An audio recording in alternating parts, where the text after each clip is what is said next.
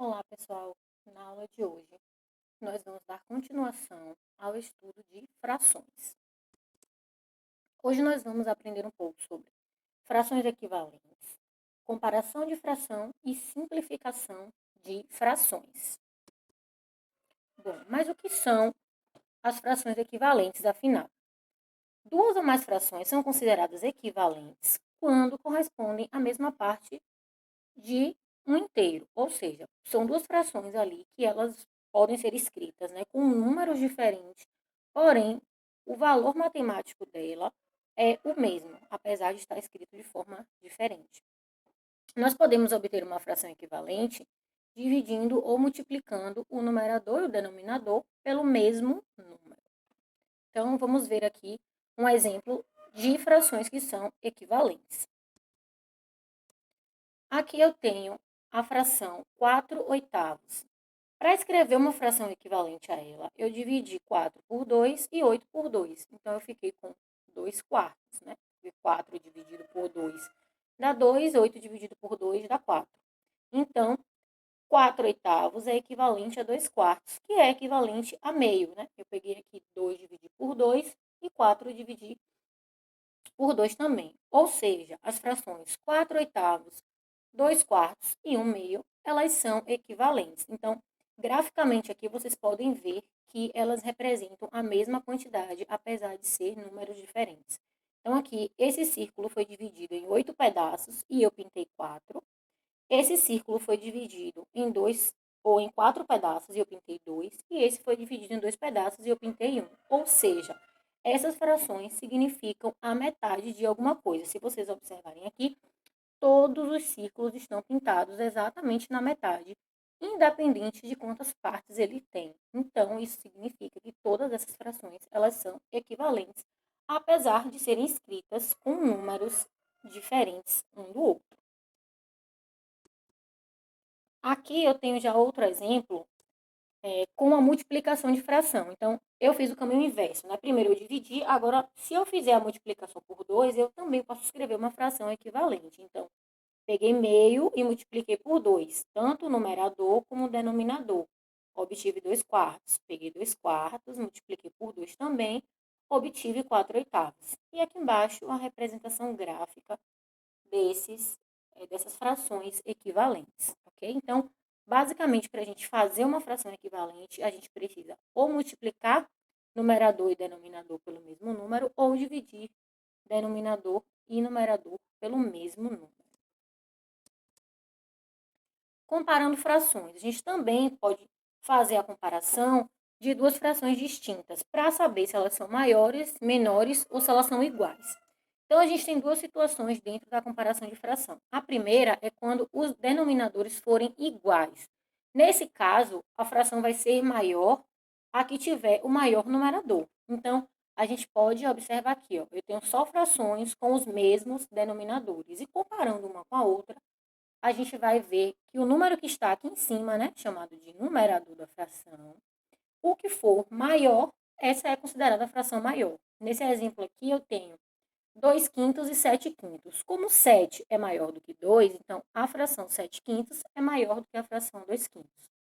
Aqui eu tenho o exemplo da fração 6 nonos e 3 nonos. Como 6 é maior do que 3, essa fração aqui, 6 nonos, ela é maior.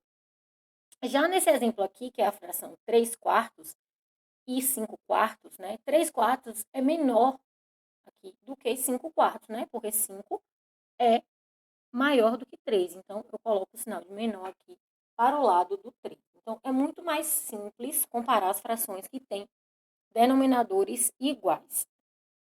Mas, assim, ainda assim, nós temos uma outra situação, que é frações com denominadores diferentes. O que é que nós vamos fazer para saber qual é o valor daquela fração, o valor real dela, e comparar uma com a outra, se de fato elas são maiores, menores ou iguais? Então, o que é que a gente pode fazer? A gente vai realizar operações para poder igualar os denominadores. Depois que a gente torna esses denominadores iguais, aí sim a gente compara a fração igual a gente fez na situação anterior. A que tiver o maior numerador vai ser a maior fração. Vamos ver um exemplo para poder ficar mais simples esse entendimento. Vamos lá, eu quero comparar aqui as frações 5/6 com 8/3. Então, são frações que você vê logo de cara que os denominadores são diferentes. O denominador da primeira fração é 6 e da segunda é 3. O que eu vou fazer para poder comparar? Então, a primeira fração, que é 5/6, eu vou multiplicar por 3, que é o denominador da segunda fração. Então, 5 vezes 3 ficou 15, 6 vezes 3 ficou 18. Então, eu escrevi uma fração equivalente a essa, utilizando o denominador da segunda fração. Já na segunda fração, eu vou utilizar o denominador da primeira e vou fazer essa multiplicação para também escrever uma fração equivalente e que ambas vão ter os seus denominadores iguais. Então, aqui eu escrevo 6 vezes 8 fica 48 e 3 vezes 6 fica 18. Então, eu tenho aqui duas novas frações equivalentes. 48 18avos e 15 18avos. Como 48 é maior do que 15, então, essa fração daqui, né, 48 18avos, ela é maior. Portanto, agora eu já sei qual é a fração que é maior. Eu tenho a fração 8/3 como a fração maior do que a fração 5/6. Então, a gente pode fazer esse tipo de manipulação para poder comparar e transformar os denominadores iguais e assim poder comparar os numeradores das frações. Simplificando fração.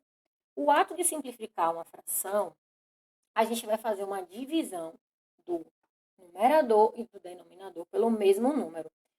E com qual objetivo? A gente objetiva fazer uma fração irredutível, ou seja, a gente vai gerar uma nova fração que seja irredutível. E o que é essa fração irredutível? É uma fração que ela não pode ser reduzida, é a menor fração possível que a gente pode escrever derivada da fração original. Então, vamos ver como é que funciona isso aqui no exemplo. Bom, a minha fração original aqui era 8/20. Então, para poder fazer a simplificação, eu dividi 8 por 2 e 20 por 2. Encontrei outra fração, 4/10. Eu ainda posso dividir essa fração aqui. Então, eu dividi 4 por 2 e 10 por 2. E encontrei 2/5.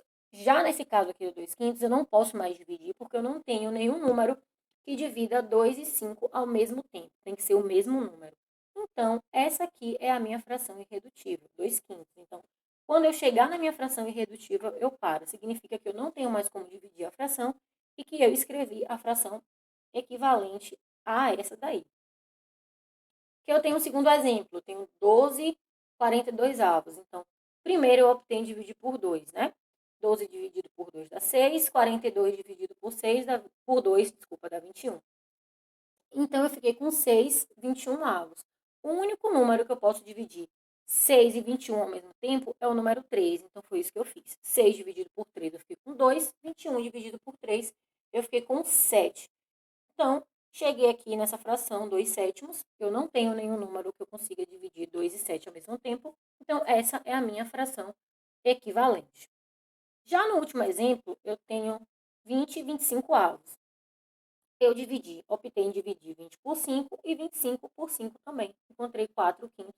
Novamente, uma fração simplificada e irredutível.